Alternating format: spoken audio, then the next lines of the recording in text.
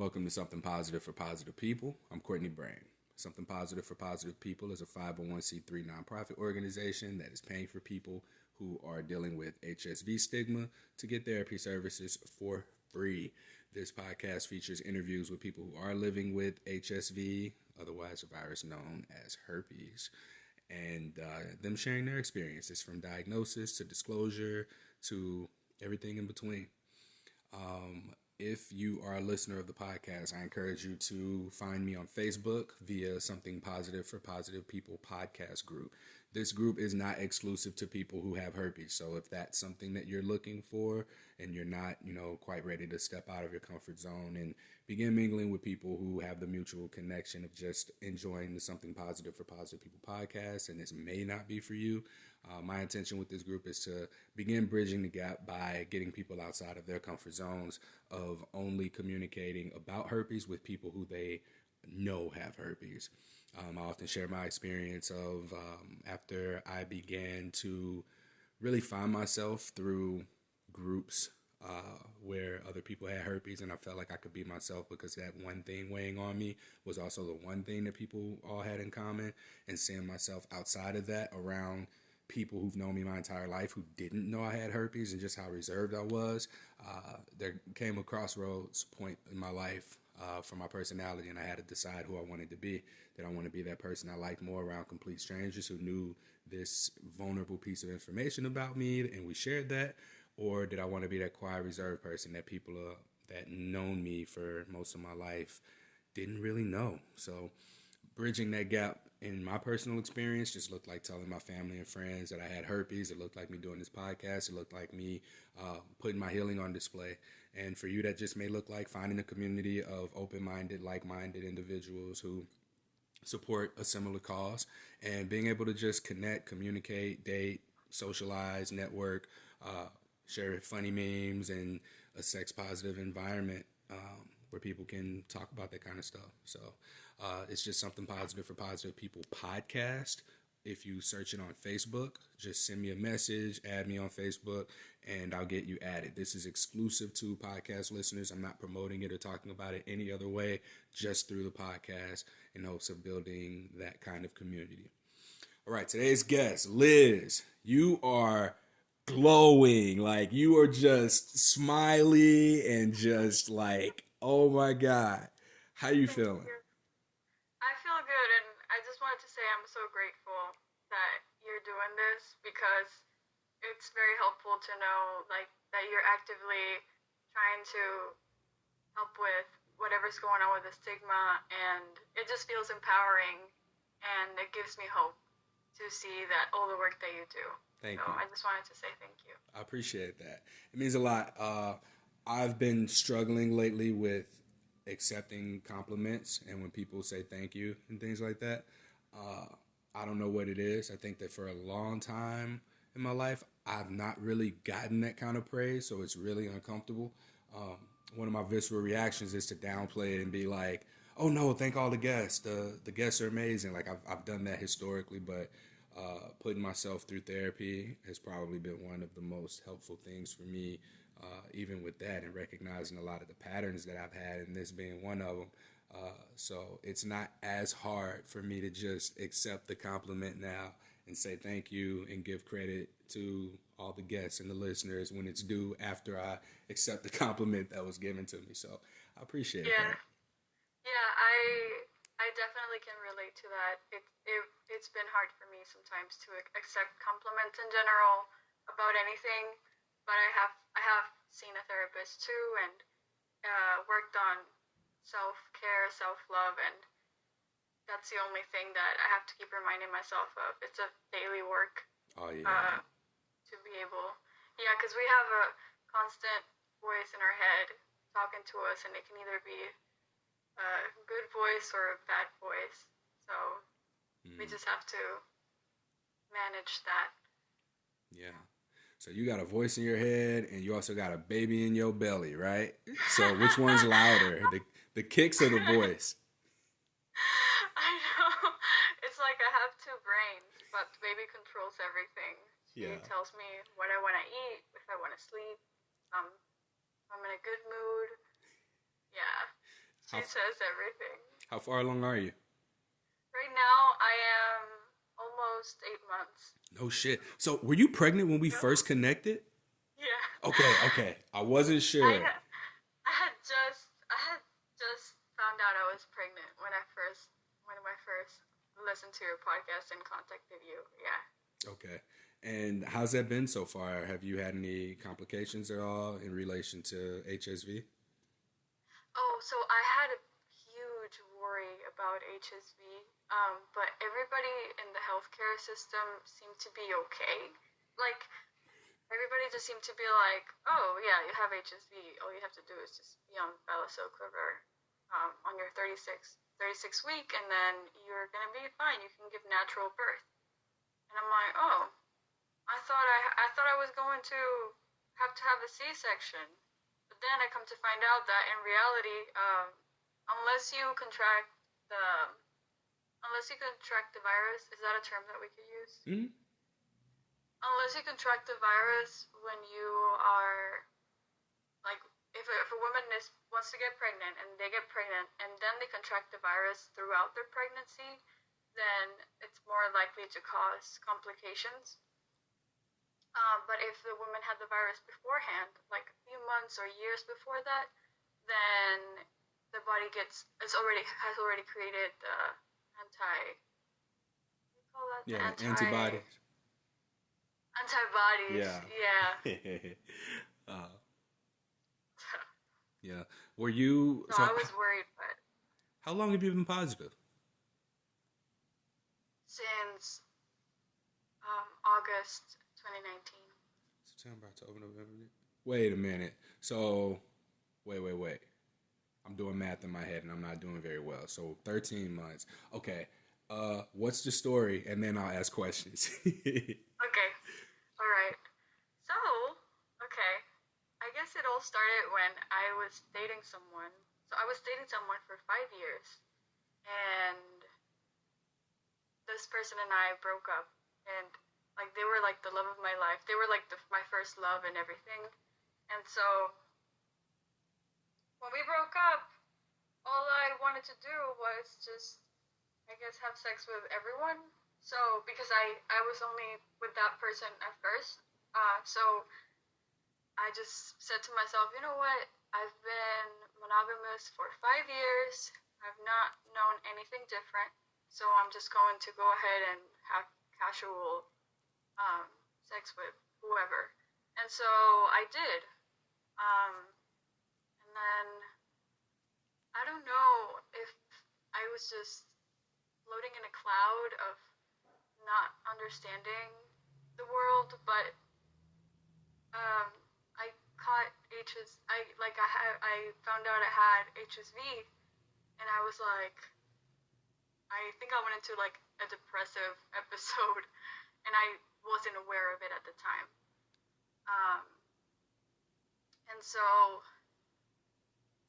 I started to because I knew I was with different partners, I felt the responsibility to tell everyone I had just been with. Although I know it wasn't necessarily my responsibility, I felt the responsibility to tell everyone that I had been with that I had HSV.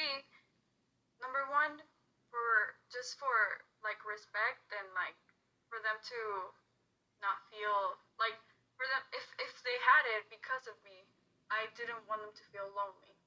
And also low-key because I wanted to know who was the one who gave it to me.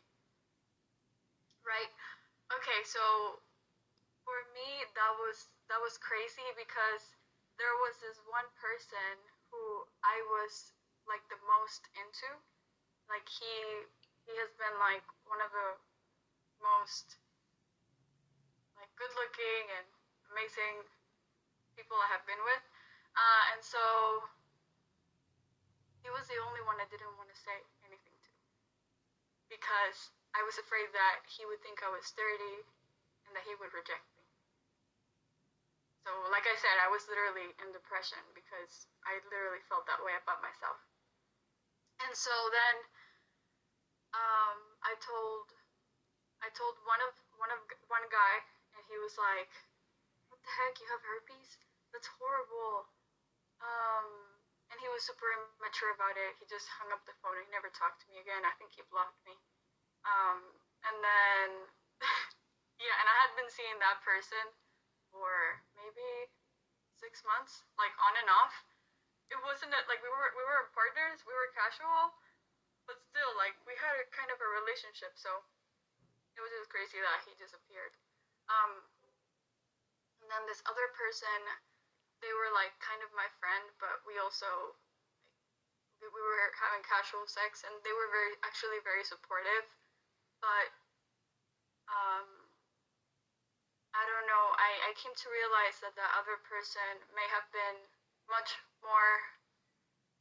I think the reason why they were so nice about it was not only because they were reasonable, but because I think they were like kind of really into me, and they just didn't want to lose me because of anything, right? But I really wasn't. I wasn't vibing with them as much as he was with me. Ain't that crazy how that works out? Right? And so now that now that I'm verbalizing it, I'm like, oh, that sounds really like kind of sad. But I mean, I can't change the way I feel. That's just the way that I feel. Yeah. That's something Yeah. that's relatable. I've been way more interested in a lot of people that weren't as interested in me. And I recognized that there were people who were way more interested in me than I was in them.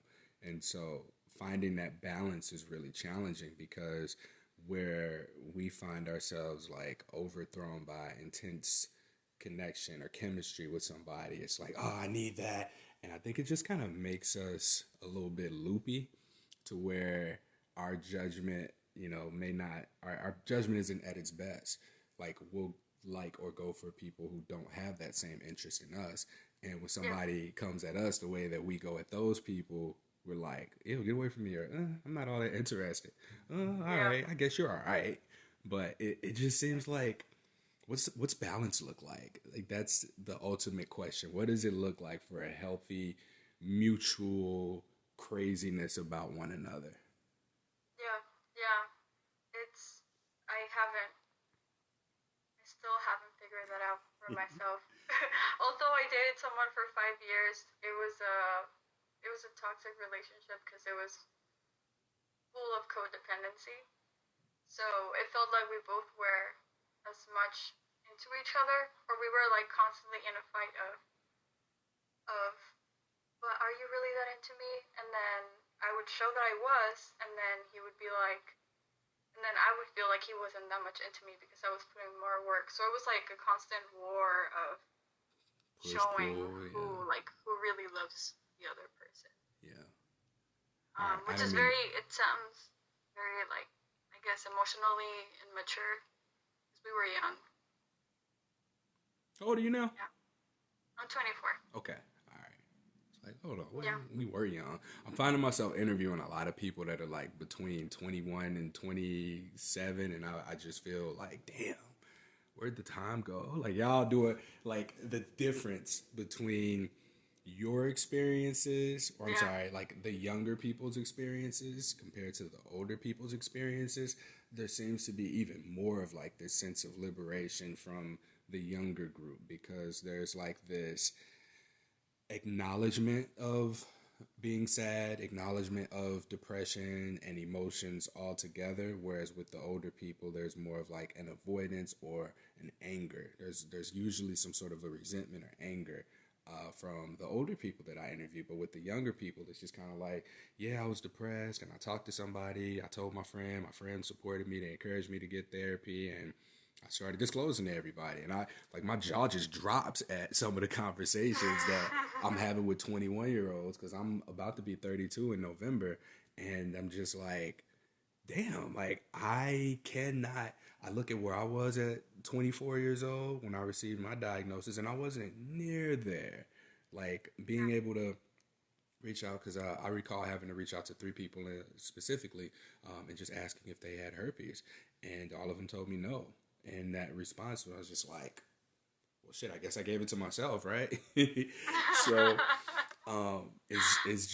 it's really cool to see the difference in how younger generations are managing their responses to their diagnosis.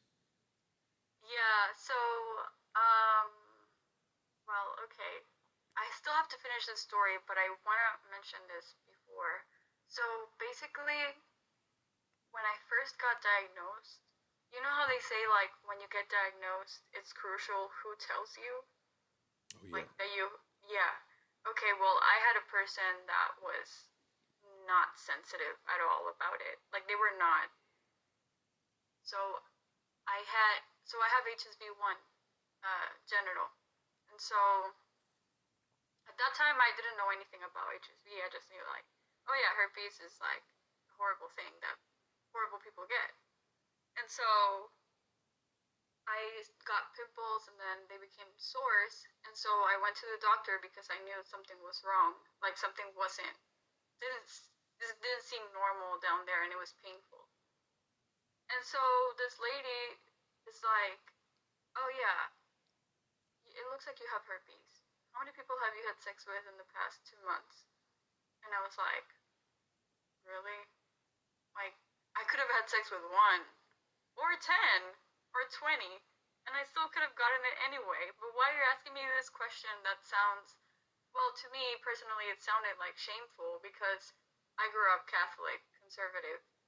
I'm not anymore, but it was just like, did she really have to say it like that? And so it was just really hurtful. And then I started to like, I went into this deep sadness.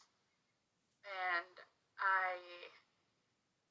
the first thing I wanted to do, I felt like I was like below water and I couldn't breathe. And I had to like find a way to reach up. And I felt like the only way that I could do that was if I found a support group. I don't know how it came to my mind, but I just said, there has to be a support group for this.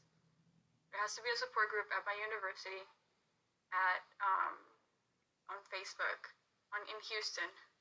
That was so hard to find. Those things were so hard to find. Like I found one on Facebook that was public, but it just didn't feel. I didn't feel like it seemed more like a dating site more than anything. And then I was like, oh yeah, for sure.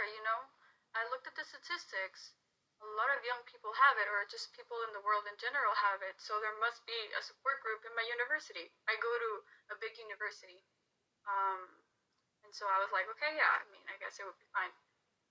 No, nothing. I asked therapists. I asked, I looked on websites. I looked everywhere and nothing. Um, and then I started to think that I wanted to open a support group myself because I thought the way that I felt, I didn't want anybody to feel that way, and I wanted them to feel supported. But again, I was going through depression. I was going through untreated depression. So I just couldn't do it I just couldn't do it because I didn't have the emotional strength at the time. Um, yeah. So all those things happened in less than 3 months, and it was devastating. Um, but then I think from a Facebook group, I ended up finding other support groups on Facebook that were private that I couldn't see because they are private, closed groups, which is kind of good, but not at the same time because how was I supposed to find that? Right? That's because no one who is really where you were in your initial state of diagnosis, I don't think that people want others to know that they're associated with anything in regards to herpes. So the groups that you are able to find, you may not want to be a part of because anyone can find them, right? So we have this assumption in Yeah, our head initially that anyone can search that group. What if someone looks in there and sees my name? If someone knows me? But the thing we got to understand is for people to seek out and find those groups, it's because they need it. It's not yeah, because they're, oh man, I'm seeing this girl, I like her, I'm going to have sex with her. Let me see if she's in one of these herpes support groups, right? yeah, Otherwise, there's so many other things that people would need to do that for, like mental yeah, health, other STIs, HIV, HSV, HPV, or if they're being talked about on whatever any of those blogs where they shit on the like a shitty ex, right? So Yeah. the secret groups you can only be invited to. No one can search for them on Facebook. You have to be invited. That's the only way you'll know about it. The private ones usually have some sort of a name that isn't HSV specific. Yeah. Like if you search No. herpes, you won't find it. But No. if you know what to look for, you'll be able to find it. And so like that's what I did with like my group, with the Something Positive for Positive People group. Like it's not, again, I mentioned it at the beginning of the podcast, but it's not going to be, it's not exclusive to herpes, and it's private. You can search it, but I'm approving everybody who comes in. So if you listen to the podcast, you're here to add, invite yourself, like reach out to me. I'll get you in there. And this isn't for people who just want to come in here and only date people with herpes. Like that's not what this is for. This is for people who want to heal, want to just be themselves around people that it's safe to be themselves in front of. So for where you were, I'm curious, since we're on the topic now, like how would you have responded to finding a group like the one that I'm mentioning? Like, yes, you can ask for advice, seek support, vent, and all those kinds of things. But at the same time, like the main nature of this group is to essentially make friends through a common interest or through the commonality of supporting the podcast. So I have okay. The first answer to your question is that would have been amazing if it had been at the university, because it would be like people from my university, which I'm sure there are people. Um, and that would have been awesome because like we go to the same school, we may be in a similar program, and we have similar interests because we're going to school together. So that would have been awesome. But that wasn't the case. Instead, I did find a support group in Houston. So they do have support groups, but this I had to like dig into 5 different groups, text like 10 different people, and see if they were going to add me so they could refer me to someone else and add me to that group. Oh yeah, it's safe getting through that process. It's a filtered process for sure. Mine ain't like that. I don't want to go through that shit. Yeah, yeah. And I was desperate. I just wanted someone Yeah. who like I could just talk to and wasn't going to be surprised. So What's yeah, I did. What's interesting is that you wanted something close and potentially in person. I don't find a lot of people that want that. Like, you don't want to, a lot of people, again, older generation, they don't want to show their face. Like, even in the groups, you'll see people's profile pictures, or they'll make like a second Facebook account just to be Yeah, a part of these groups. And that's you true. don't have any idea what they look like. You don't know what their Yeah, real names are. So for you to be so ready to find something that was there with people you might be in classes with, or the same program, or on the same campus with, uh, that that speaks volumes. yeah, yeah. Because I just feel like I would have felt. I just wanted to find someone I could feel safe with, to talk about it with. Um, and so the group that I found, I don't know if it's because I was the youngest person in that group, the in-person group. Everybody was like 40 and above. And I still went because, they were talking about herpes like naturally, and they were talking also about like HIV and HPV. Like it was like everything. And so I was learning a lot, right? And so I guess it felt also nice to see that older people have already been through it, and I could like just learn from their experiences, and I'm not so much just trapped on my own. Um, so yeah, but let me finish the story about I keep my cutting you off. My diagnosis. bad. It's Hey, wait, okay. real quick. How much time do you have? I know you said you had a 6:30 thing, and it's 5:43. I do. Yeah. When you gotta So leave? yeah, I have to be somewhere at 6:30. I mean, it's online. Oh, we good then. Come on, go ahead. Finish your story. I'm gonna sit here and Okay, okay, okay. intentionally listen. Okay, so Okay, so you know how I was telling you that I was looking for, I was telling everybody what that I had been with, that I had it, because I wanted to disclose to them. But at the same time, I also wanted to know if they had given it to me. And so this, the last person that I didn't tell was somebody that I was the most attracted to.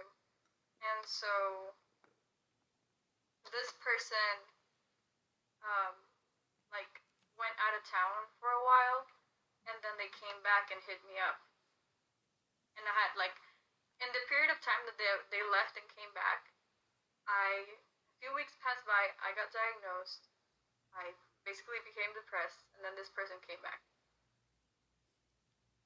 And so I was already in the mindset of, you know, you can't tell him because he's gonna know and he's not gonna like you anymore. But at the same time, you can't see him because you don't want to give it to him if he doesn't have it. So that would be really horrible. Well, this person kept insisting to see me, and I was like, well, maybe if they try one more time, I'll disclose. Let's see. And so they did. They tried once again, and I looked up on the support groups how to disclose to someone. I practiced in the mirror, and I disclosed to them on FaceTime. Well, it turns out this person had it too.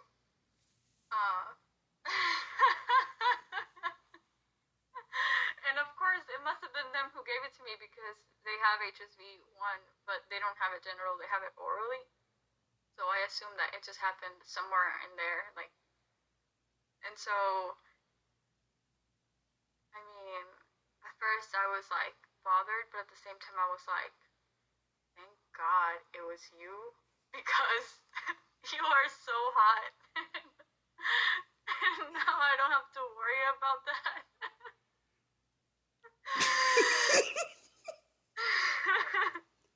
I don't know how terrible that sounds, but that was literally what I was thinking. It sounds real, not terrible. I'm trying not to laugh. Go ahead. Yeah. And so, basically, this person and I just kept hanging out, and just it's been kind of messy. I'm still seeing that person, and so yeah. I mean, it's a lot. I don't know what else to say without saying too much. You ain't got to. No, stop. That's it. Because I think I know where it's going. All right. Is that what you're trying to avoid saying? All right. Well, we're not saying your name, so can we just go ahead and say it? Okay. Yeah, so this is a person that I got pregnant from, and so like we we both wanted to have a kid, but we weren't ready to be committed. And so we just knew that we both wanted to have a kid. And for a while, it was a whole ordeal, a mess. But lately, in the past few months, this person seems to have been really putting their priorities in their lives, and I think that he wants to be involved a lot more, and we basically we're really close now, and we have built a stronger relationship, which I'm really thankful for because he's the father of my kid, my daughter. So yeah. Okay. So damn. Now I got questions unless you're done, or if you're done. I think I'm done. All right. I think so. Okay. So did you? First off, did you plan? Was it planned for you two to have the child? You said you both wanted it and talked about it, but was it supposed to happen now, or was it something that you talked about later? So now, since we're not saying names, I could say the full story. So basically, this person has a low sperm count, and they basically said that they have never been able to get anybody pregnant, and they have almost even tried the what do you call it, the thing that you inject into an ovary, and Oh, IUD? IUD, that they nearly tried that because they really wanted to have children. Wait, And wait, wait. so, I'm sorry. No, no, wait. So you're talking about the father of your child yeah, has a low sperm count. So he was going to try, no, the IUD, I got that completely wrong. So the IUD goes inside the uterus. It's this copper little thing that goes inside yeah, of it, to prevent pregnancy. What was he talking about, like freezing sperm? yeah. Okay, all right. Yeah, I had that way backwards. Okay, yeah, the opposite. Yeah. he um he wanted to do that. And so he like like that just showed to me that he really wanted to have a child. But at the same time, I was like, it's not gonna happen right away if we start trying now because I've never been pregnant before, and I don't even know if I can get pregnant. And I know that he checked and he has a low count, so I think I have some time. And so, yeah, it took about 6, 7 months. Um, and then, I mean, I'm glad it happened because when it happened, sort of because I finished my undergrad right at the same time. And so, yeah, Good. All right. yeah. Congratulations. Thank you. Yeah. Yeah. I was gonna say, so this is a miracle baby, but no, it just happened. I Yeah. was gonna say that sounds like some shit some guys I know would say, and by guys I know I mean like me. Yeah, I don't think I can get anybody pregnant. Just do we gotta use condoms? No, let me stop. uh, all right, so Yeah. this is good though. Like this is awesome that you were able to finish school. That the person that you were hoping you got herpes from gave it. That Isn't is that such a crazy? I mean, do I sound terrible for saying that? I just feel like that's my truth. Like that's just simply how I felt, and I just feel like I don't know. I yeah. mean, what would have been the alternative? Well, I got a question. So, do you not feel any resentment to him for not disclosing, or does him just being hot kind of like negate that? Both. It's a balance. And so basically, I felt a lot of resentment at first, and I still sometimes do, but very little because I'm having his child. So it's like I feel more love for him than anything. But um, first, I was confused because he had oral HSV, and so most people that have oral HSV, like they have no idea that it is actually an STD and that they could give it to someone else. And that's what he told me. That's the first thing that he said. He said when he got diagnosed with it, they said that it was nothing. That it was basically cold sores. You know the whole story about people always saying, "Oh, it's just a cold sore, it's nothing." Well, my mom has cold sores and my sister too, and so they like I think that they know it's herpes because they talk about it like it's herpes. Um, but I guess it's still less stigmatized somewhat because it's not down there. I That's no forgot what I fun. was saying. Like just having the oral herpes, that's not fun. You get the genital herpes. I mean, shows you you're adventurous. Yeah, uh, yeah, exactly. uh, Yeah, I thought you were gonna say something else. and so um, and so yeah. I mean, I just feel like I just feel like at first it was very hurtful, and I was angry at him, but at the same time, I was trying to give him the benefit of the doubt because there is really so little knowledge about herpes, and there is still so much stigma about it that it just only makes sense that there is a high possibility that he just didn't know better. He Hmm. didn't think that he needed to disclose that he had oral herpes, which most people don't, that I know of. They don't. So, yeah. So how's your relationship now? Are you monogamous with him now, or are you still in that space of wanting to explore? He's out of town, and while I'm pregnant, and it's a pandemic, it's COVID, I'm high risk. So, even if I wanted to, I can't. So like, I guess I'm curious about that now. Like, how did you feel? Do you feel like having herpes ended your sex life? Obviously, pandemic, Yeah. pregnancy, Yeah. like this Yeah. Oh aside, yeah. you felt like your free sex life was over.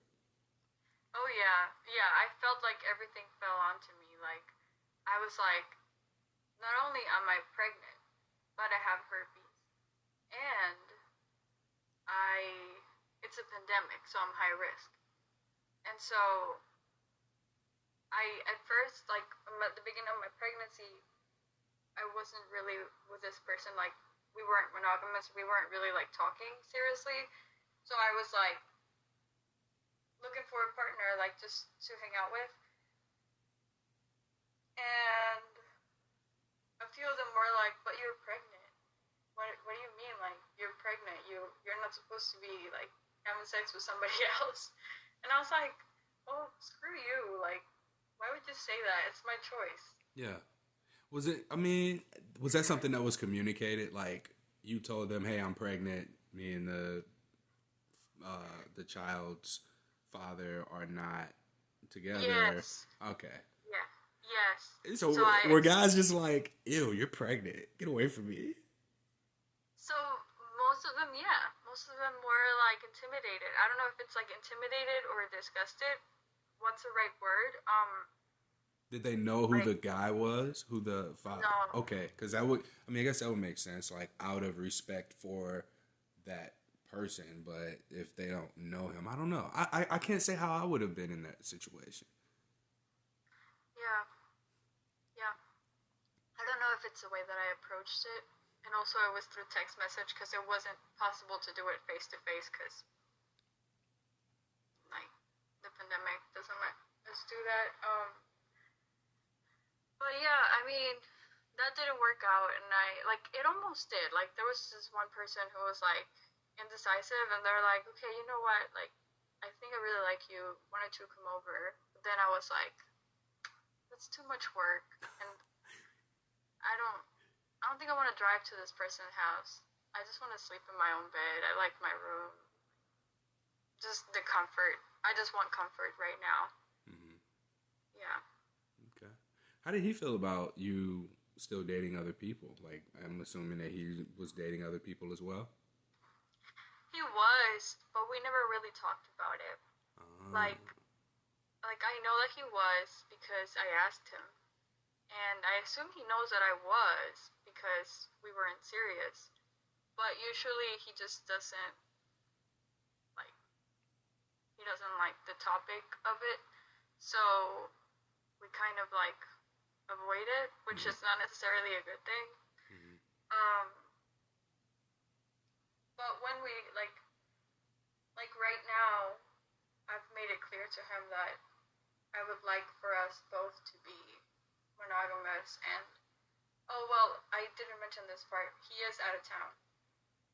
He has to go out of town for work very often. So, um, so yeah, I mean, we just have to verbalize that, and so it's pretty complicated because it's also kind of like a long distance relationship. Hmm. Well, I guess like at this point, because I, if I was him, I would just assume you're not having sex because you're pregnant, so you wouldn't want to have sex. I know that that's kind of what I would have been thinking at. I'm assuming he's around your age, like that's what I would have been thinking. But like Yeah, now, I'm just like, well, from what I know, some people can be, I don't want to have sex, I don't feel attractive. Other people can be, I want to, like, I'm ready to go all the time. So, like, I know that yeah. there's this whole spectrum of that and whatever in between. Um, but where was I going with that? I was going somewhere with it and I lost it. But was there anything else that you wanted to add or say or ask or mention or comment? Um, about that, I feel like that was like my main thing. notes down like 6 months ago when we first talked. I don't know if you remember, but I wrote down some notes that I wanted to tell you. So I don't know if I forgot those. I feel so bad because like we kept having to put it off, and now like Yeah, what we was it? were we were busy, and you got really busy, It and was then the pandemic happened. the construction. Yeah, there was construction from, and I never got to sleep in because the construction would begin at like 6 a.m. and it wouldn't stop until it got dark outside. So it was never a good time for me to record with somebody. I was Yeah, able to record like solo episodes really, really early in the morning or really, really late at night. And that's just what I had to do. I had a bunch of episodes that were lined up from when the pandemic first started, but they were putting up this whole apartment building next door, and they're still not done. Like now they're doing stuff on the inside, so there's lots of just hammering that I hear, like trucks backing up and pulling off. It's annoying. So you'll hear a little bit of that at the beginning of this podcast, but um, okay. outside of that, like it's nice that we were finally able to sit down and do this, especially after now you've had a little more experience, you're a little more Yeah, pregnant, and yeah. I feel like perhaps I don't know. I don't know if your demeanor is different at all, since we didn't have a conversation like this in this much detail. But yeah, you seem peaceful. You seem at peace about it. Yeah, so I don't know if this is important at all, but it's a big part for me. I do have depression, and I have been getting it treated um, with a therapist and a psychiatrist, and that has helped me a lot. And I think that is one of the things that surfaced with the pandemic, that I've had high functioning depression for a long time. Um, I don't know if you ever heard of high functioning depression. I've heard of it. Yeah. Yeah, but I didn't want to admit it. I just wanted to say it was anxiety. And so until the pandemic happened, and I was basically stuck at home, I had to like seek for help, um, and actually deal with it, which has been, I guess it has helped me to be kinder to myself because I don't have to hide that anymore. Like I don't have to be ashamed of like the mental health stigma around depression. So I actually um, I wrote down a whole story, Did you cover it and all? I covered it all. Good. Yes. Oh well, this one part. I don't know if this would be helpful, but so basically, I got an outbreak on a Thursday. I went to the doctor on a Friday, and then they did the swab test. So I had the whole weekend wondering if I had herpes or not. And the whole weekend, I was like very worried and confused, and that's when I started to look for support groups. So when I came back, um, it said that it was positive for herpes type 1 vaginally. And so, yeah, that's when I wanted to disclose to everyone because I felt responsible for them. And so, yeah, So we did get it all. I did. Good. So it sounds like you're dealing with your depression in a healthy manner. Your high functioning depression. What's really changed for you, like since your diagnosis and now being treated with a therapist and psychiatrist? So I've had a psychologist for like 2 or 3 years now, but ever since, I feel like ever since the pandemic and actually having to slow down and sit down with my thoughts and realize that something really isn't right, um, I feel like it has just helped me to realize like it's okay to have emotional pain. Although at a certain time in my life I thought that it wasn't okay to have depression.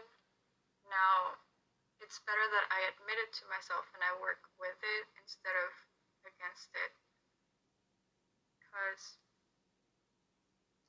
um, because I can allow myself to get to know myself instead of trying to make myself be someone who I'm not necessarily that person.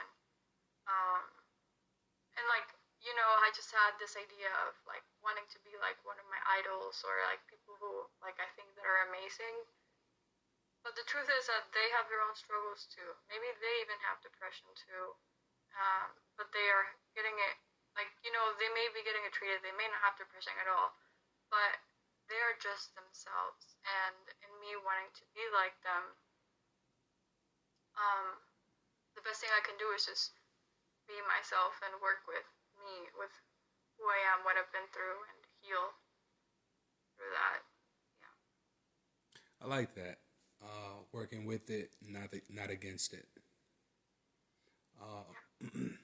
In a lot of minority communities, like I remember as a kid, hearing my grandparents say, "Ain't nothing wrong with you. You just need to go outside." And I felt like even though they didn't know that it was depression and we didn't have access to or knowledge about the importance of connecting with a counselor or a therapist or talking about, trauma that was there. Yeah. They knew something because them thinking that we were bored and we just needed to entertain ourselves some kind of way was medicine. Like it was the most affordable treatment that we had, to get sunlight, to go and be a kid. Like forget about being still and being bored. It wasn't depression, it was boredom. And it wasn't treated with a therapist, it was treated with friendship, play. So there's something there's something there to be taken into consideration. Of course, in adulthood, when we recognize it as we're more, I don't know about you, but like, I am one of the earliest first people in my family to have gone to and finished college. And, coming out of that, I have a lot more understanding and education and information about some of the, traumatizing things that I've seen, some not normal stuff that I've always just thought to be normal.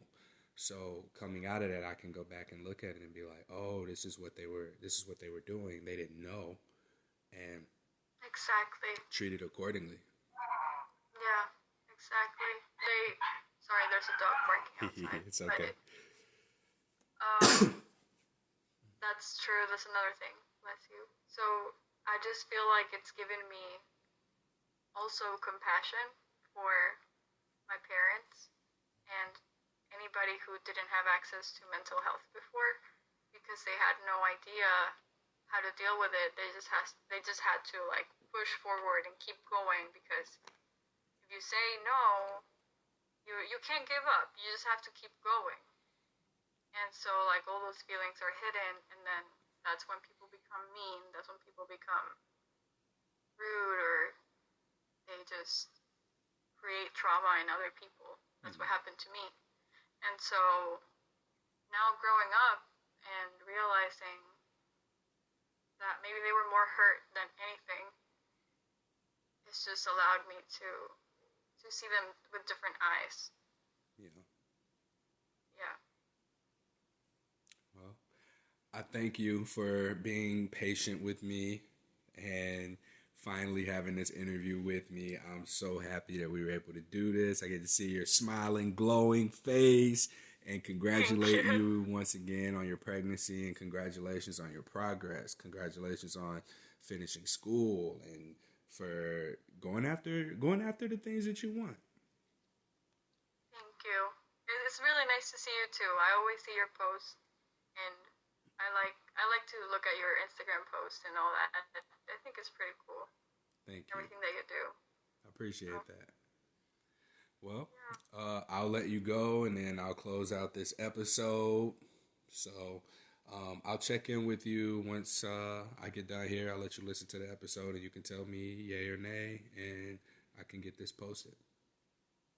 Okay. Thank you. I hope you feel better. I will. Did you have something warm to drink? I got this cold water, so I'm like past that point now. the worst of it's Okay. over. Like the first 5 days, 6 days were intense body aches, and I was cold. Now I just got like a sore throat, weird sound, not necessarily a cough, but I'm like clearing my throat pretty often. Um, Okay. so yeah, and I just been sleeping. Yeah. It's good. Yeah. All right. Well, I'll talk to you again soon. Yeah. We'll be in touch. All right, I Liz. hope you feel better. Thank you. Thank Have you, Courtney. have a good one. You too. Bye. All right. So as you can hear, my voice sounds weird because yesterday, what's today, the 23rd or 24th? Today has to be Wednesday, Thursday. Today is the 24th of September. Last night I tested positive for COVID. I am on day 11 from the first symptom I had. I haven't been going to work. I've just been at home, and I used Let's Get Checked to get my test mailed in. So I don't have a car, so I didn't want to put anybody at risk by Ubering or getting anyone to take me or going out in public. So I just really been staying my black ass in the house all this time since last Sunday, um, when I first started to show symptoms, and it was just body aches and me being real cold. So I went on ahead and went to trylogic.com without the vowels /SPFPP, and I ordered a COVID test. It was $119.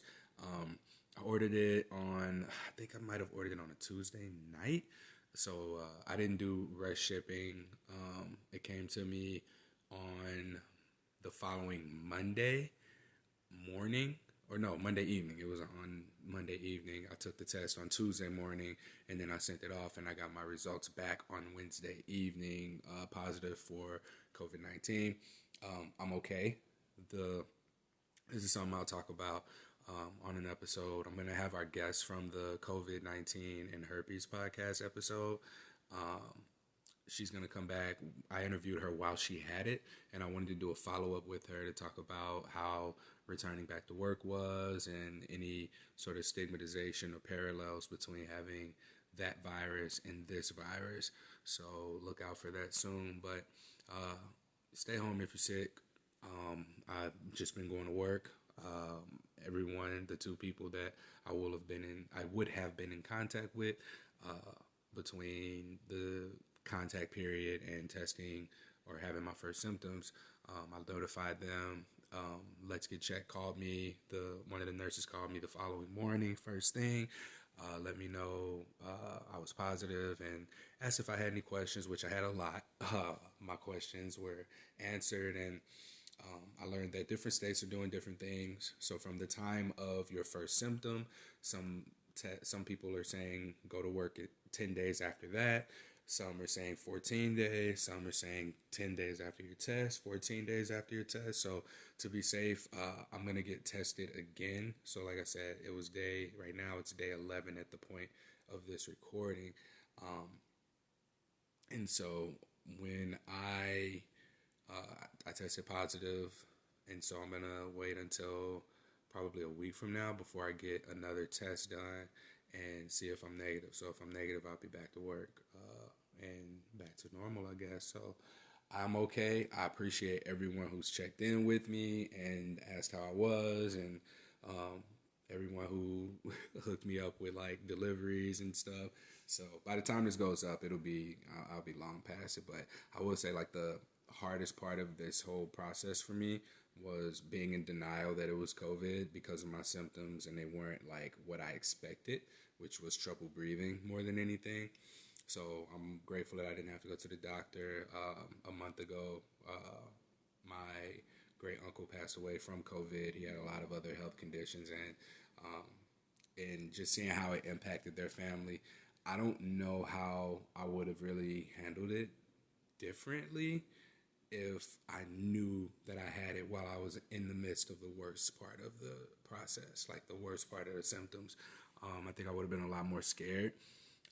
So my ignorance, my obliviousness, denial really helped me get through the hardest part of this, which was the worst of it, which were the body aches.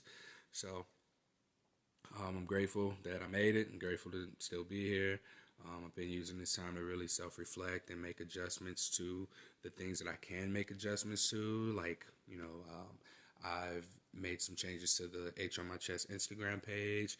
My Twitter page is now personal. It's still H on My Chest if you want to connect or get in contact with me, but you won't see something positive for positive people contact or content on the Twitter page unless it's posted through Tumblr. So, yeah, y'all, I made it. At this point, I made it. So, continue to wear masks, like, and even since the funeral, like, I honestly wasn't taking this nearly as seriously as I should have before I found out about my uncle's passing, and after that was when I began to be more serious about it. I just limited my trips to the grocery store. I limited my exposure to people. Obviously, I have to go to work, and I have to get groceries and things like that. But outside of that, like, that was my only contact with people. So it just, to me, really just seemed like an almost inevitable thing. So do what you can to take care of yourselves and take care of your family. I'll be in isolation at least until October 1st for sure, just to be safe. So I'll be continuing to pump out these podcasts because I ain't doing shit else. I'm going to go through my yoga teacher training, and I'm going really in depth with the yamas and niyamas right now, and I'm going to work through the other 8 limbs of yoga. So I'm going to be a bomb-ass teacher by the time that November rolls around and I'm certified. So hopefully I'll take my classes. Again, I can't stress this enough. The Something Positive for Positive People podcast support. It's not a support group. The Something Positive for Positive People podcast group. It's private and it's for people who listen to the podcast. It's not exclusive to people with herpes. Like, I want to bring in people. I want people to feel that same sense of community that I want to, that I have on Instagram. Like, it's not just people with herpes. It's also sex educators. It's people who are sex positive. I want memes to be shared, community to be built, networking to happen, friendships to be made, people to date, people to hook up and have casual sex if that's what they want to do, people to find long-lasting relationships and get married and be monogamous if that's what they want to do. But this is a matter of creating the community that I feel is what we need to expand on right now. So just message me on Facebook, tell me you want to be in the group, or you can search the group and join it. This is the only way that I'm promoting it, is through the podcast. So if people are in there, it's because they at least at one point listen to the podcast. All right. To support us, please visit www.spfpp.org. You can there's 3 options as far as making donations go on the homepage. You can donate via Venmo, via PayPal, or you can become a Patreon subscriber. You do not get anything for being a Patreon subscriber. I don't believe in making exclusive content around this. So if you're supporting via Patreon, it's just because you like me. Everything else that I'm doing, you can get on the Instagram page at H on My Chest, or in the Facebook group, where I plan to be more active there and engage with the people who listen to the podcast. I guess that's it, y'all. Till next time, stay sex positive.